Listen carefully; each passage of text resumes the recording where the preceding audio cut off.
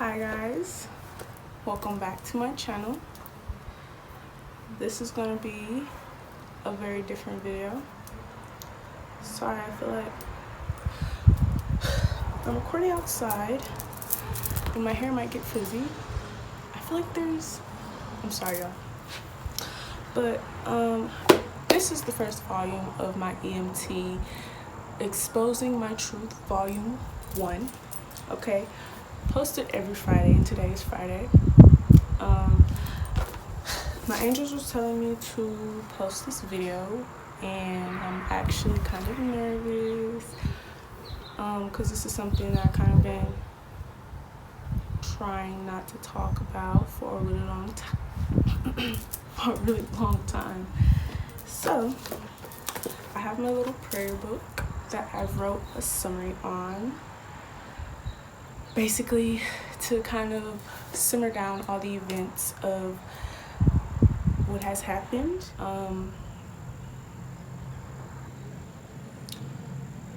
Okay, stay tuned. Starting off, I want to call this person, we're gonna call this person J-Dub. Okay, so I met J-Dub when I was in college, and I'm still in college. When I first got to college, and I currently attend Clark Atlanta University. Shout out to the AUC community. And I met him about 2 years ago, and we were friends for about 3 to 4 months before we started dating. As we were friends, we would actually hang out a lot, me, him, and his brother, we would call him Royal. We all became very close. We were like 3 musketeers. Okay, at the time, you guys, before I was doing this, or before a lot of things, I started to rap. Okay, you guys, so I started rapping, and I might show you guys some of my raps. I don't know, I may insert a clip within this, but we'll see. And that's kind of like how we started to bond. But we started to bond because we were all pretty much alike. We're all from Texas, Dallas, Texas. Shout out. And yeah, by the way, his brother was gay, so that was even more cool for me. Okay, you guys, so we figured out also, you guys, that we had lived very, very close to each other. So we had lived like legit 3 minutes away from each other. They went to Texas in November. I stayed, or I don't remember, it was like a holiday that really wasn't that important to me, so I didn't go. In December, which was the next big break, which was kind of like you know, Christmas, New Year's, things of that nature, I went as well. And that's kind of when we started to date and things of that nature. Okay, you guys, so just to sum it up, he was definitely a narcissist. And basically the first 3 to 4 months were really good. Okay, you guys, we had a very decent, actually a very, very great relationship. Okay, we bonded a lot, and we kind of created, I'm not even gonna say it was more than a bond, it was more like a codependent thing. Like, I feel like, okay, we should never live without each other. It was kind of stupid, but it wasn't stupid. Okay, guys, so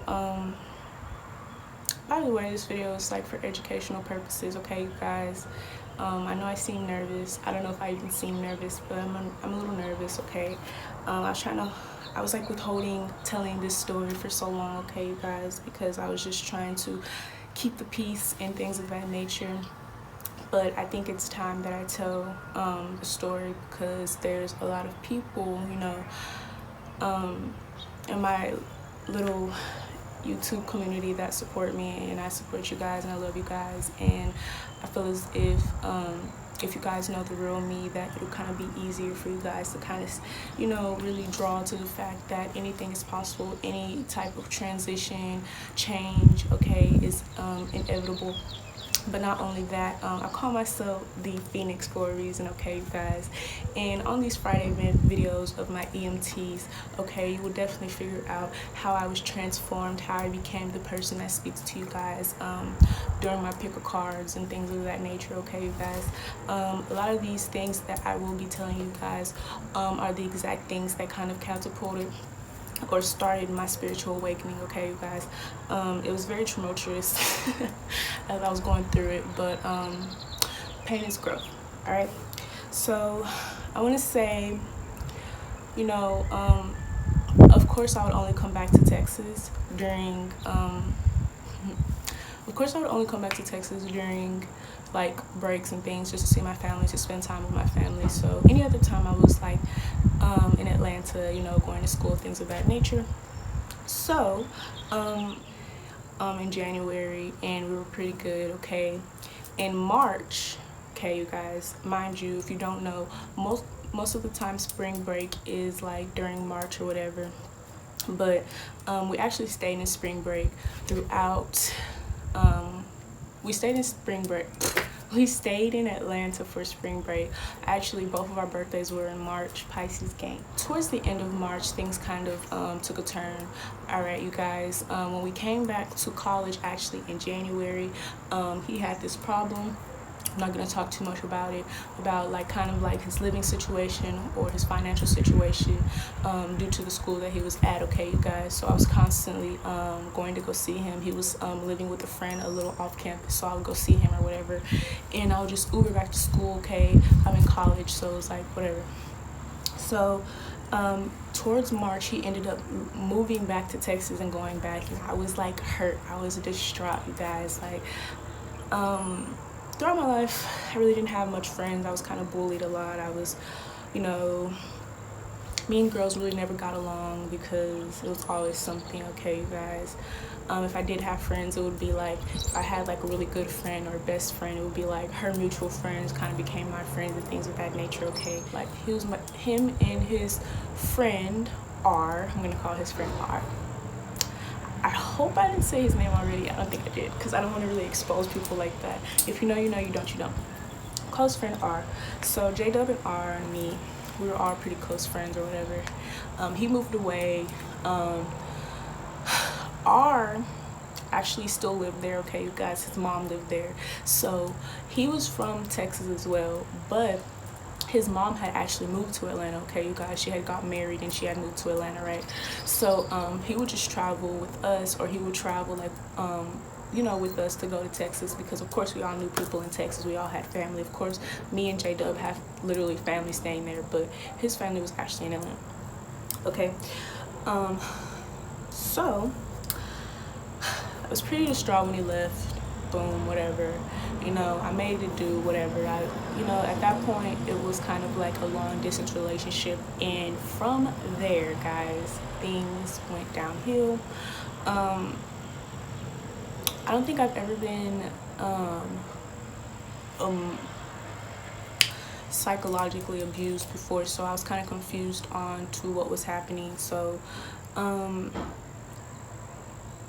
felt as though he would always be faithful to me, you guys, because of course I was faithful to him. I thought that we were truly in love with each other, things of that nature, and so I thought that how I felt was being reciprocated, okay, you guys. So, you know, I would call him, I would text him, and, you know, he would answer, and then it would kind of get to a point where he no longer answered. So I would call him and I would text him, and, you know, I would call him and he would basically say, well, you know, I can't answer your calls right now, or he'll just like decline them, and he'll text me like, what's up? And I'd be like, hey, you know, what's up? Like, why are you not answering? Like, because literally I told you guys, like, this was my bestest friend. We kind of built like a relationship before, like a friendship before we ever built a relationship, okay, you guys. And it was like a really good friendship. Like, we would do everything together. Like, we would go explore together. Like, we had like the best little friend group ever, okay, you guys. But you know, he would always answer my calls, especially when he was like, you know, in Atlanta and things of that nature. So I was like, hey, what's going on? But I never thought like, okay, maybe he's cheating on me or maybe something else is going on. I was pretty naive, you guys, but it all teaches you. So basically I would call him, he would deny my call, and then as time progressed, it kind of got worse. You know, he would tell me that, you know, I can't answer your call because my friends are gonna get mad. Basically, if I'm on the phone with you all the time, and you know, like at first I was like, okay, whatever, you know, cool. And then it kind of got worse where, you know, he would actually turn his phone on airplane mode, like so that I couldn't call him at all, okay, you guys. And yes, I was that girl who would like call, like I'm an Aries moon, you guys. So my Aries people, you guys know we have a temper at times, okay. I'm very in control of my feelings now, of course. Very, very controlling of my emotions, all right. But I've always been, you know, but he was always that person who kind of like, he knew me so well. And girls, make sure that, like, you know, when you're telling someone, you know, about yourself, make sure that they're actually reciprocating the same type of effect, not just one thing about themselves and like everything about you, you know, because that can kind of create a problem, especially if that person is underlying toxic, okay, you guys. They can use basically your emotions or your weaknesses against you, okay. And that's kind of what was going on with me, all right. So of course that would hurt my feelings because I didn't understand why he was doing this. Of course I was kind of like very distraught about it. And so I would ask like some of my friends, you know, I had friends back home in Texas, you know, that I actually went to high school with, but of course like none of us went to the same college. So I would ask like friends that I like really trusted, like, hey, like, am I tripping? They'd be like, no, you're not tripping. But when I brought it up to him, he would like kind of like basically manipulate the situation, turn it back on me, make me feel like it was my fault, okay, you guys. So it was like a continuous cycle, all right. That summer, by the way, me and him were dating for about 2 years, okay, you guys. So that summer I came home, it was cool or whatever. I started to realize how controlling he actually was, okay, you guys. He didn't like me to wear certain things. He didn't like me to post certain things. He would like kind of really like, it wasn't like, at first it wasn't like, okay, if you post this, then, you know, you're a hoe or you're a slut. But it's more of like kind of making me feel bad for posting, you guys. And I'm someone who really, I don't really post bad things, you guys, at all.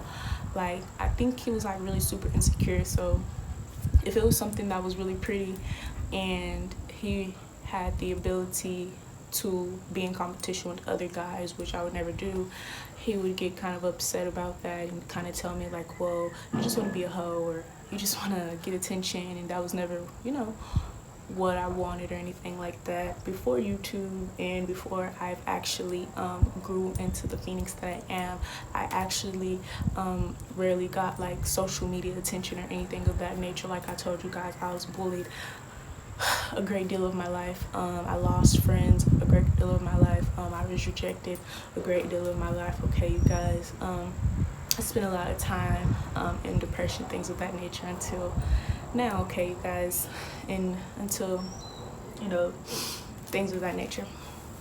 So I couldn't post or anything. I was still rapping or whatever. So I remember one time the biggest thing that kind of stood out to me was, of course, when you rap, I was doing features. I was pretty good at rapping. Like I said, I might actually post a video, insert a clip here of me performing somewhere to just show y'all, like, you know, me rapping or whatever. I had some guys that were at my house, okay, and I had told him previously, and he was so upset that I had shorts on, and he was basically like, he just walked out, he stormed out, he didn't tell anyone bye or anything like that. And not only that I noticed that there's something wrong with him, my parents noticed, my step-parent noticed, and like, you know, I was just like, wow. And he was just like, kind of like, you know, y'all are all tripping with the whoop, okay, you guys. And I was always, you know, when you are of a weak mind, okay, you guys, not, everything is different, okay, everyone has different weaknesses. So mine was being unsure of myself. I was always so unsure of myself, okay, you guys. So I was able to let him kind of dictate my decisions or dictate, like, basically what I was telling him and kind of, like, make me change it, all right, you guys. So that's what that was. So we would get into an argument and I would get kind of really tired of it and I would break up with him, and he would like pin me down, all right, you guys, like, and like, no, you can't go, or like, no, you can't break up with me. But I never realized that was like a form of abuse, okay, you guys, and we're not even getting into that yet, all right? But it was, okay, you guys. If anyone pinned you down like that, that's like restraining you, okay, you guys. That's putting you in a position where you're not able to make a decision or a bodily decision for yourself, okay? So the next case scenario, the next year, of course, I went back to school in August, and I went back to school in August, of course. We were cool, I guess. We had actually broken up for a while, okay, you guys. I think we had got back together at the end of November, probably. And in December, I came back to Texas, of course. Like I said, I came back every holiday break. And this is kind of when everything started to get really bad, okay? So, we were constantly arguing a lot, okay, you guys, because our communication was just very, very off. And I believe that that was because he kind of didn't want me to read in between the lines or read in between what was really happening behind the scenes, okay, you guys. So, of course, he was still not answering my calls. He still wasn't answering my texts, okay? Of course, like, he would call me back, like, it would be, like, at night, or, like, it'll be, like, in the morning, okay, you guys? And so things of that nature. So we're constantly not communicating well. Even when I got back home, like, it was like he always treated me as like a last resort, like, and I didn't never understood, because, you know, it's like, I have all these good qualities, you know, why are you treating me this way? So in December, I can't remember the date. I do remember the date. I think it was like December 8th. We were in the car. We had an argument. I think I had asked him to take me somewhere. I had left my vehicle in Atlanta because I wasn't able to drive back here because it was 11 hours and I was just super scared to do that, okay? Now I do it with ease, all right? But I was super afraid. And so I would leave my car in Atlanta, all right, you guys, and I would just ride the Greyhound back to Texas or whatever. And so I didn't have my car. So if me and him hung out or whatever, he would pick me up or things of that nature. I think one specific day I asked him to pick me up and he was super, super upset. He was like, you know, I can't wait for you to go back to Atlanta because, you know,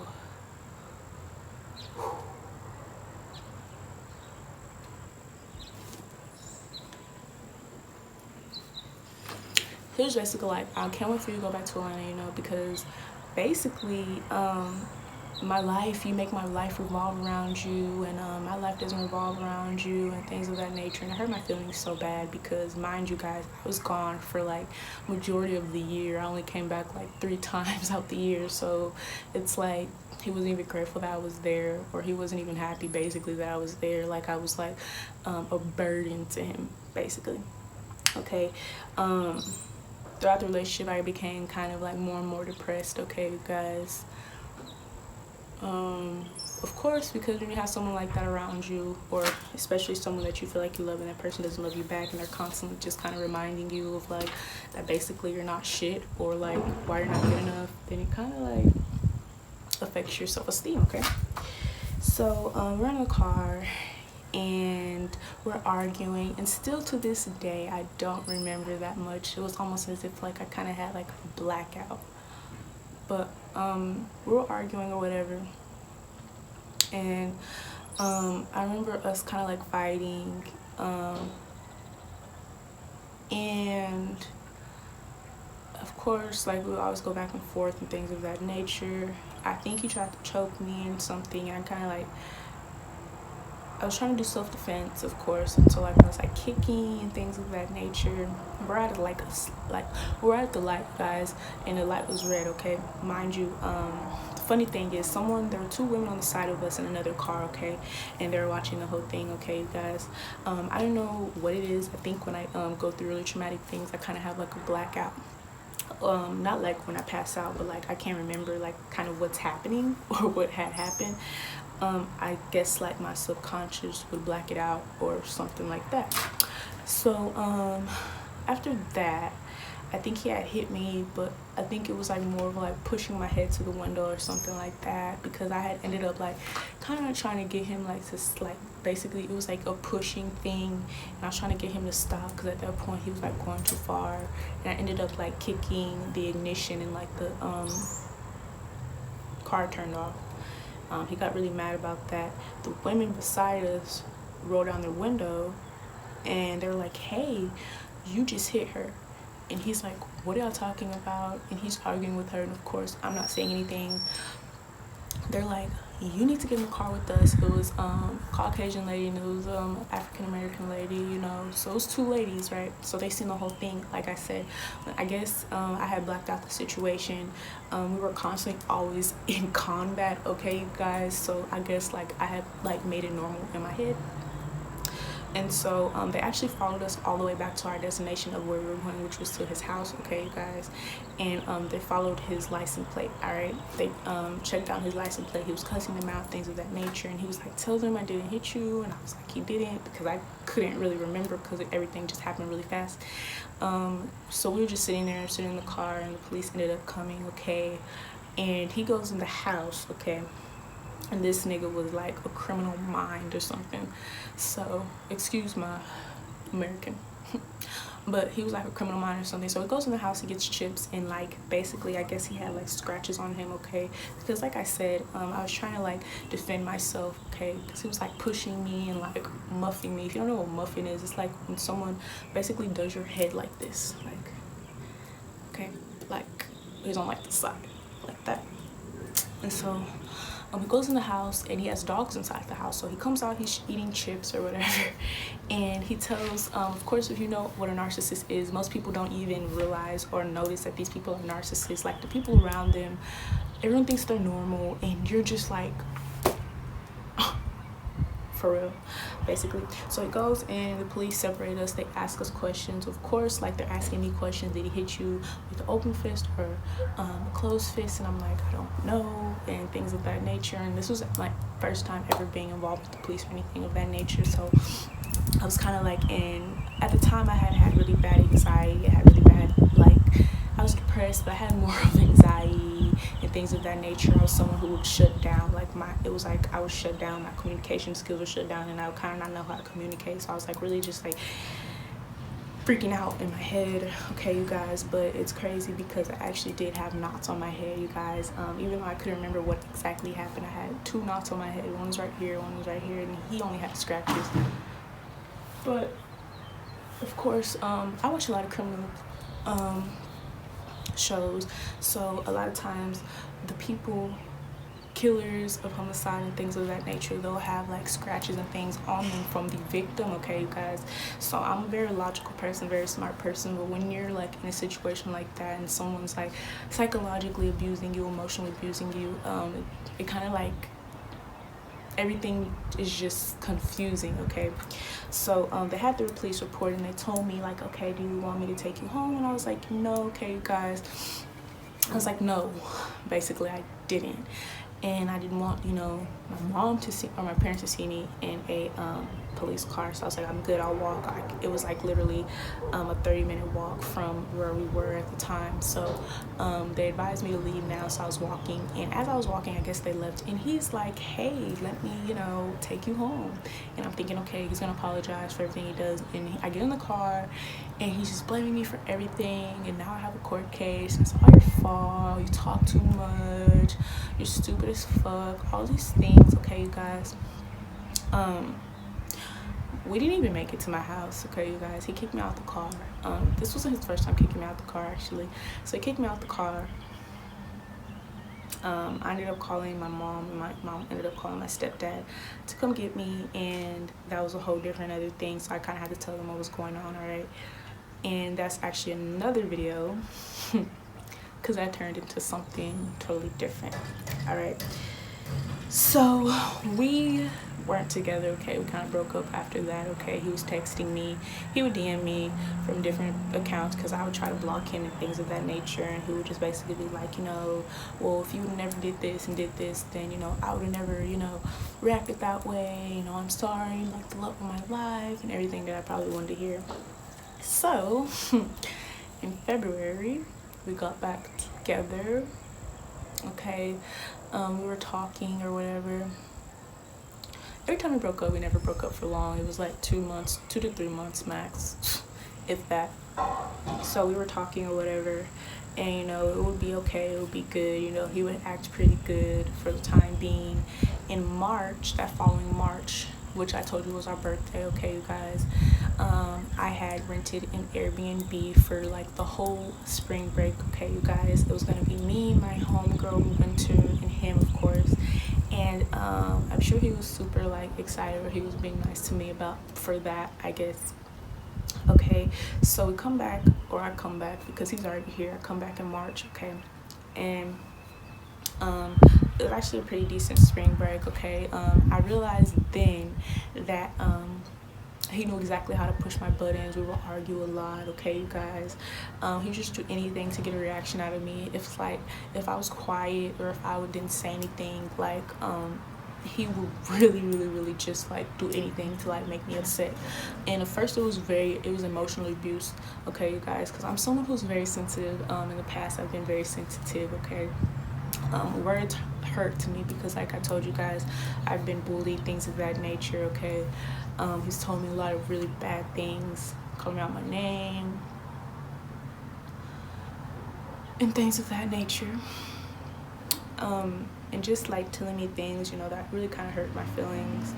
It was almost as if like I couldn't talk to any guy, you guys. I came to a point where I was actually afraid to even like, I was afraid to talk to guys, but not only that, I was afraid to look at guys. Like if I was around a guy, I would literally like put my head down, even if he wasn't there. It was like I was controlled without him even being there. So it was really bad. Like I would like literally like put my head down. Like I couldn't make eye contact with people. Like it was just like I was just like afraid almost. So he made me really afraid to talk to guys because, like, I didn't want him to break up with me, or I just knew there was going to be something if I talked to guys. But he could talk to girls all he wanted to. We were constantly arguing about him, commenting under girls' posts, and me seeing him with girls, or him just being with girls and things of that nature. And for some reason, I still didn't believe that he was cheating. Like, I was just like, okay, well, maybe he's just telling me the truth, because I just painted him as this whole different person, and the whole time he was wearing a mask. So when we got into the relationship and the honeymoon stage was over, I was kind of confused on what was happening, basically. So March was cool or whatever, but by the last day of the break, I think it was March 17th, I was supposed to drive back to Atlanta, okay, you guys. And so I think we had gotten to an argument because of course, like, I let him invite people over to the Airbnb because it was also his birthday. His birthday was that week. My birthday was actually the following week. So his was on the 12th and mine was on the 18th. So the 17th is the first time that he kind of abused me.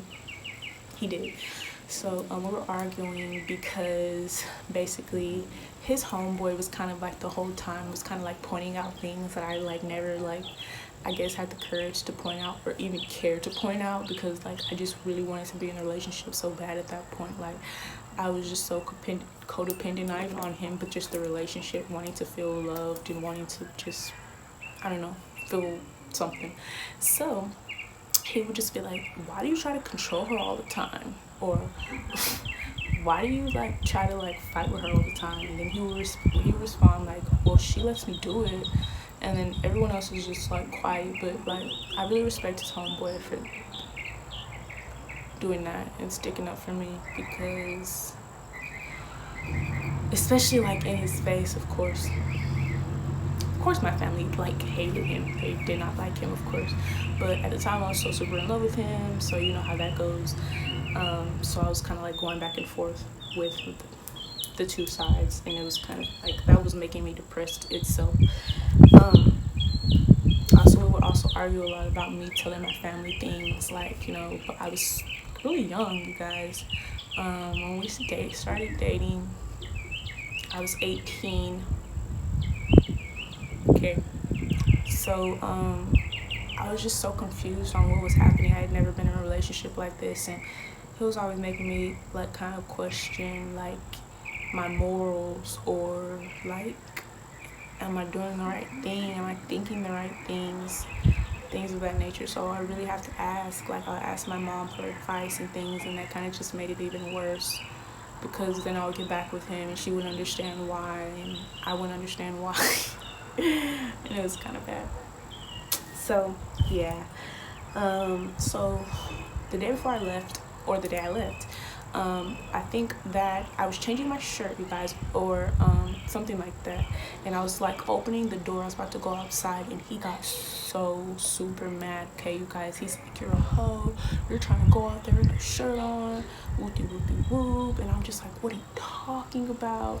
And like every time me and him argued, it was like fire and fire, and it's not just a regular fire. This is like a fucking building fire. Everyone in that bitch is like screaming, and it's like he brought out a rage in me that no one ever could. It was always like very, very calm, like reserved and just observant. I've never had anyone to be able to bring out anger in me ever, you guys, but he knew how to, and not even from a small perspective. It was from a huge, large, like the anger I didn't even know I had within me. He brought it out. Okay, you guys, it was like Mars versus Mars type shit. Like if you see arch enemies like fucking arguing or like fighting on like cartoons and shit, that's basically how it was. So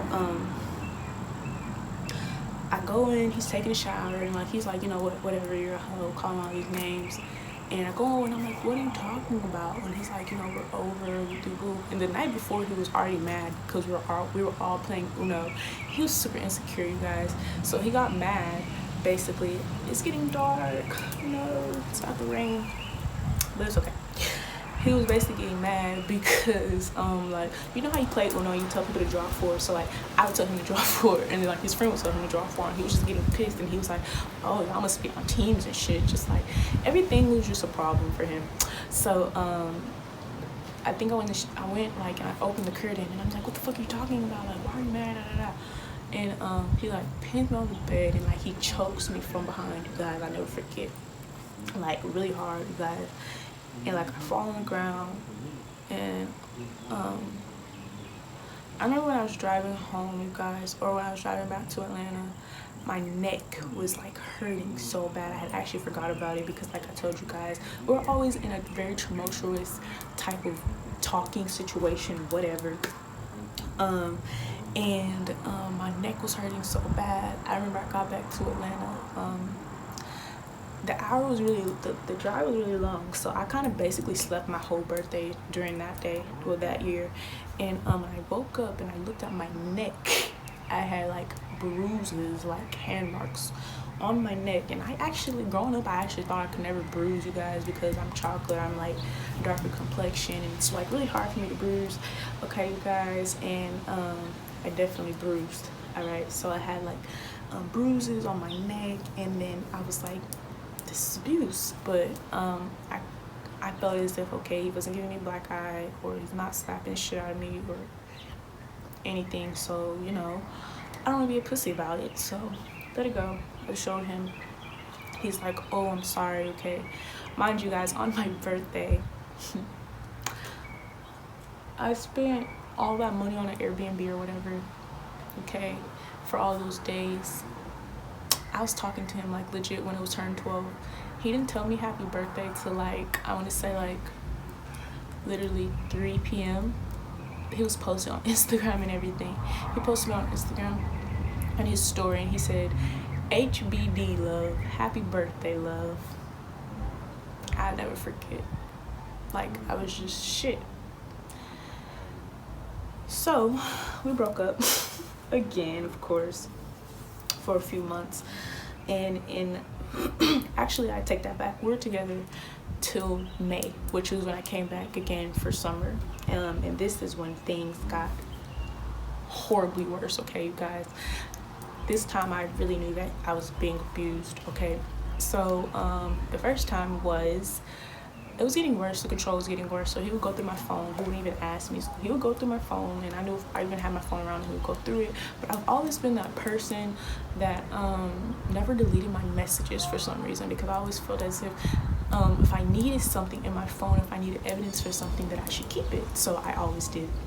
So of course, by that time, he was still with girls and going with girls and commenting on girls' posts. So I would actually go and talk to guys, but it was never nothing like that. I would just like be like friendly, like at that, like I told you guys, I smoke marijuana.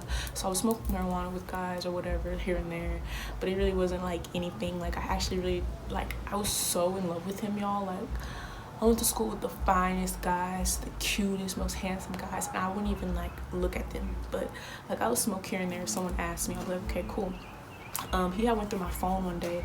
We were all going to an Airbnb. It was me, him, and his friend and his girlfriend were going to an Airbnb, and he had went through my phone that day, and he had seen that I was talking to guys or whatever. He was pissed, y'all. He was pissed. He had even seen that I was talking to this one guy that I was talking to before him. The guy was like super handsome, and he was like so mad about that. So once we got to the Airbnb or whatever, things turned left. He started to choke me. Okay, you guys. He was elbowing me. Okay, he punched me in the stomach. Okay, you guys. He actually even sat on me outside.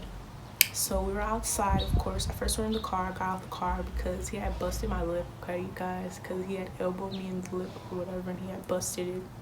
So at that point, we were like arguing outside, and I was just telling him, like, just give me my phone back, like I can leave. I was the only one who had the car. We were actually driving in my car to the Airbnb, so I was like, you know, I can leave. And of course, if I left, they wouldn't have any transportation. He just wouldn't let me leave or anything. So at first he tried to like switch it, like, okay, well, I'm about to have my homeboys pick me up, and I'm like, actually, just give me my stuff, I'm gonna leave, you know, like, no, I'm gonna leave. Because after he busted my lip, I was kind of like I was crying really bad, and he was like, no. He just, like, literally, you guys, he kept my phone for like 8 hours. Like, he wouldn't give it back. Like, he was obsessively still looking through it, like, that whole night. So like we got there around 10. He didn't like give me my phone back till like 4, 11, 12, 1, 2, 3, 4. So he kept me for like 6 hours. Okay, he didn't give it back till like 4 a.m. So like, he sat on me, like there was actually glass on the concrete, okay, because somehow I think he pushed me on the ground, and he ended up sitting on me so that he can, like, he sat on me like I was a chair. Okay, so I'm laying on the ground, and I just remember like looking at the bottom, like, you know how like you look at like the bottom of your car. I'm looking at the bottom of my car, like straight across type of thing. I finally get, like, he lets me up, we get back in the car, okay. And his friend finally comes, and his friend finally breaks it up, and he's like, no, you can't leave, you're tripping, I just need to come back in here. And like his friend's girlfriend, she seen that, like, she's like, hey, just come in here.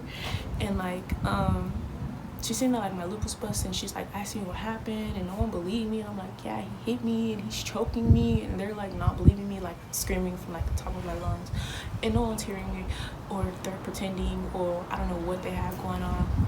And so that night, he was still going through my phone obsessively, okay, you guys. I remember him telling me that, yeah, you're gonna have sex with me and all this stuff. And I remember I had like, not only that I had a busted lip, and then I had like a cut underneath my mouth. So it was like I couldn't even open my mouth. I remember the next day, I was so sore. My whole body was sore, you guys. And I couldn't swallow from being choked so hard, so I couldn't swallow. Okay, I had glass marks and cuts all over my hands, and so I remember trying to take a shower, you guys, and I couldn't even take a shower because it was burning. So I remember just not even taking a shower the next day and just laying down. I remember no one noticed either. Okay, so it got progressively worse. We stayed together. It got progressively worse because at that point I was just afraid, and I was just super like, okay, I'm just gonna stay in this, whatever, I'm already just in it. And I was just afraid to leave. I didn't know what I was gonna do. I didn't know how to leave or anything. I was so young. I feel like my hair is so frizzy, y'all, but it's okay. So got worse. Okay, there was one time where he literally dragged me out of his house because I came.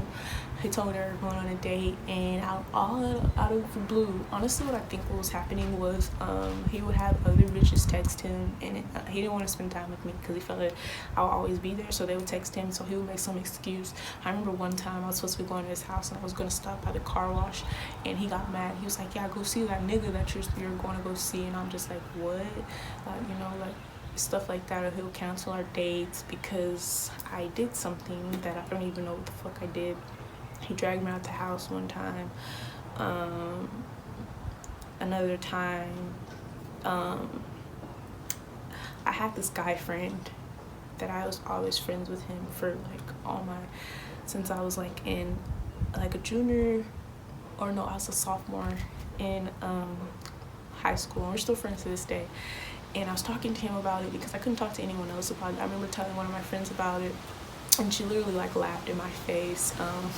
We're no longer friends, but yeah, so I couldn't really talk to anyone about it, so I started talking to him about it, and he was just like so mad. But he wasn't like everyone else. Like, he wouldn't like, you know, choose to like, you know, shun me or like cut me off because of what I was going through. Like, he was actually helping me. So I would talk to him, and like I said, he would go through my phone until I figured out that I was talking to him. I remember one time, me and my friend, before I had cut her off, we had got snow cones. We took a picture of both the snow cones, and he thought it was a guy's hand. So he basically told me to leave his house, so I left. And every time, you guys, I was leaving his house, like, he would get my phone and just like lock himself in the room and just go through all of my shit. I wasn't a cheater, okay, you guys, but any little thing, like if I was like, say for instance, someone commented on my picture and I would comment back to them, that I was cheating to him, or I was being a hoe to him. But he could tell girls that, oh, they're sexy, or call them baby and things of that nature, and it was totally okay. And so I went in the car, you know, I was in the car, I came in the car, and he's like pulling my hair, and he was like, oh, so you think that so you're scared of me, I'm gonna make you scared of me, things of that nature. He's just pulling my hair, he's choking me. He always chokes me, like, he would always choke me. So he would pull my hair, and that time, like, I was pretty scared that time. I feel like God was always on my side, because before it would get like to the point where it would be too bad, someone would come. So I remember he was pulling my hair, and I was actually in the driver's seat. He pushed me out the driver's seat, and it was like he was damn near trying to crash my car. Like, I was driving the car, and like he's like pushing me out the driver's seat, so the car is just going, and like I'm having to like I have to stop the car because he's like pulling my hair. And I remember I had like a fake ponytail on that day, and he pulled it off and everything, and he's still like wrapping my hair around his hand and like pulling my hair. Okay. And I remember one time he started to drink. He had met this friend, and it was so crazy because he had never drunk. If anything, I was the one that would take some shots, okay? But he would never drink. He said it was something to do with his mom, and, you know, some type of childhood thing. Won't get into it. So he wouldn't drink, but his friend, I really believe this person like really brought him down. Like, he was emotionally abusive at first, but then he just kind of got really dark and demonic after that. Definitely. So he would drink, and he would just kind of go bonkers. I remember one time he would just the snow cone picture, you guys, he found. So he got super mad. He kicked me out of his room or whatever, because like I would chill with him in his room sometimes and just like watch TV until I feel like I wanted to go back home, or my curfew, or sometimes we would hang out in the car and smoke marijuana or whatever. But we were 10 times out of 10 always arguing. I was super depressed by that time. Like, I tried to kill myself. I can't even count how many times, you guys. So yeah, and he didn't even care. Like, he didn't care at all. Like, I was at a point where no one cared at all. So that's why I think it's important for me to do this video. We're almost done, guys. So he's pushing me down. Like every time I got up, he would push me down, and he would push me down. And I remember like hitting my head on the table and like getting back up, and he would still push me down. And I was going towards the stairs, and he was still pushing me down. So I don't go downstairs because of course I don't want to push me downstairs. Of course I don't want to break my neck or my leg or anything. And so I go down the stairs finally, and there's like blood all over my shirt, okay, you guys, because not only is he pushing me down, he's like punching me in the stomach and stuff. And I drive away, and I'm like, I'm not coming back, fuck this shit. And he calls me, and he's like crying, he's like, you need to come back. I remember going to the store, you guys, and the people were looking at me like crazy. And I still have this shirt to this day, because I said whenever I got out of that situation or whatever, I was better, that I would hang the shirt up. And I think it's time for me to hang the shirt up. I have blood on the shirt. I'm a business owner, you guys. MSR means Marquini Simone Robertson. That is my name. I am LLC. My name is LLC.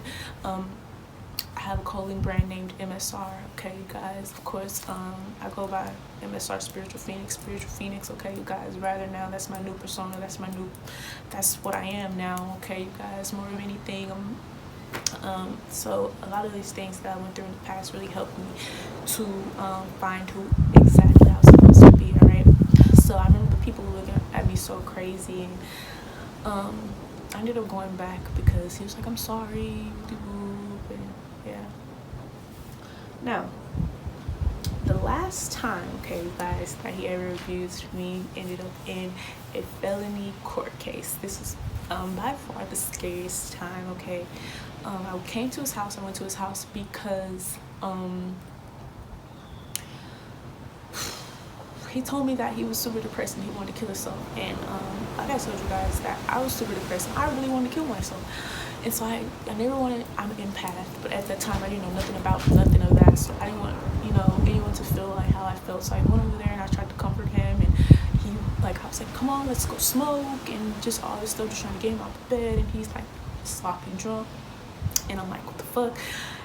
And I go in his drawers, you guys, and I see girls' underwear in there. They're not mine at all. And I ask him about it, and he's just laughing. He doesn't even care, okay? So I go to the car to make, because my phone was ringing. I go to the car to answer the call, and I come back, and all of a sudden he has this brand new story about why he doesn't hang out with me, because I'm a hoe, and I'm fucking the weed man. What? And I'm like, what the fuck? So it was like he always made up some shit so that he could get his own, so that it was always an illusion, basically. So some way, somehow, he ends up going through my phone again, and he finds out that basically my friend Mark, we had been friends for so long, you guys, the bestest of friends. He actually came to Texas, and he visited me at my house, and he found out, and he's like,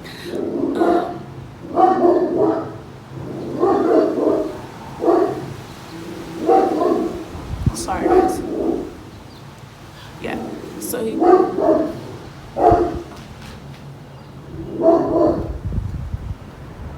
anyways, so he found out or whatever, and he got so mad, okay, you guys. This is the time he really tried to kill me, you guys. So basically he choked, I was in that room getting choked and getting punched, and for legit 45 minutes to an hour, you guys. So basically, he was choking me, and not only was he choking me, because he always choked me, he put his hands over my mouth, okay? Imagine, because my hands are going over my mouth, right? And your index finger kind of covers your nostrils, but mind you, he's a male, so his hands are bigger than mine. So you're choking me, you're putting your hands over my mouth, so I can't breathe at all. I remember I was crying so hard, you guys, that his hands are actually slipping off of my face, you guys, and he would just put it back, okay? And I didn't know what to do, because I just felt like this nigga's about to kill me, because, I don't know. I remember, throughout the whole time, I was running from him, and he was just like, you just need to shut the fuck up, because he had siblings, and his siblings were there, I was screaming from the top of my lungs, and I feel really bad for them, actually, because they didn't do shit. They didn't help, they didn't call anyone or anything. I don't know what type of treatment or behavior goes on in the house, but it seemed as if like they were like immune to it. They didn't give a fuck. I remember he continued to choke me, you guys, just asking me questions like, why the fuck are you talking to him? What are you doing? Like, why are you being a hoe? And he was, of course, he was drunk that day. I remember he lifted me up by my neck, you guys, because I had ended up standing on this chair because I was trying to get away from him, of course, for so long. And he lifted me up like this, like legit, it was like off a movie, you guys, into the air, you guys. And from that point, like, I looked into his eyes and like he was like a monster, like so when he finally let me go, of course the door was locked, he couldn't let me leave. We went in the closet because he wanted to change, and I'm just crying, and he finally just like stopped choking me and things of that nature. So he gets mad that I'm crying, and because I guess he didn't want his family to hear, and he's just like punching me in the stomach, and you know, and I'm of course gonna cry more. So he finally lets me out of the room, and I go, of course, to my car.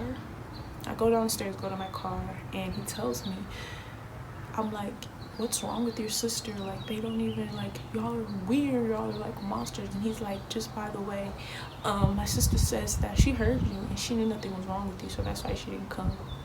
And because of that reason right there, you guys, I filed a police report. I had his whole hand marks over my neck, guys. Not only that, I had cuts and bruises on my face, you guys. So they took pictures. I filed a police report. All these other times, I didn't call the police, you guys. Someone else did. And I didn't even tell him that I called, of course. When the police showed up to his house, he was calling me back to back, you guys. Like, what the fuck did you do? Why'd you call the police on me? Shit like that. And I just hung up the phone. Okay, you guys. And mind you, I called the police, but I hung up, and I actually went to the police station. So I had called the police, and you know, if you call, they'll still come. And he had already been on file, so they definitely came to his house or whatever, but he wasn't arrested or anything. So I filed the police report and things like that, wrote a statement, and I kind of just stayed away from him for the time remaining. That following September, I think he did something. This will actually be another video, okay, you guys, because this story is crazy on why he actually finally went to jail. Because everyone just, it was like, no one ever believed me. Like, I would tell people, they wouldn't believe me, right? Like, his side of the family didn't believe me or anything like that. And I think that was kind of like really hurtful for me too, because I feel like a lot of people turned their back on me. People that I've never turned my back on them. So, in September, he was arrested. And I was called, and they told me that he was arrested. A restraining order was put on place by the court of law. When he finally got out, probably like 6 days later, okay, guys, while he was in jail, he was calling me constantly, and I kind of really felt bad because, you know, I'm a very forgiving person as a light worker, as an empath, as a clairsentient, all of these things, okay. At that time, I still wasn't fully awakened to all of that shit yet. I actually had my spiritual awakening in September, okay, you guys. That's when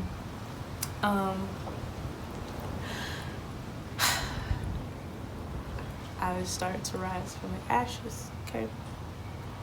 So when he got out, he was still super shitty to me. He posted this long post on Instagram about him being in jail, and about basically no one knew that he went to jail because he was abusing me. Nobody. And funny enough, like, everyone seen him get arrested or whatever.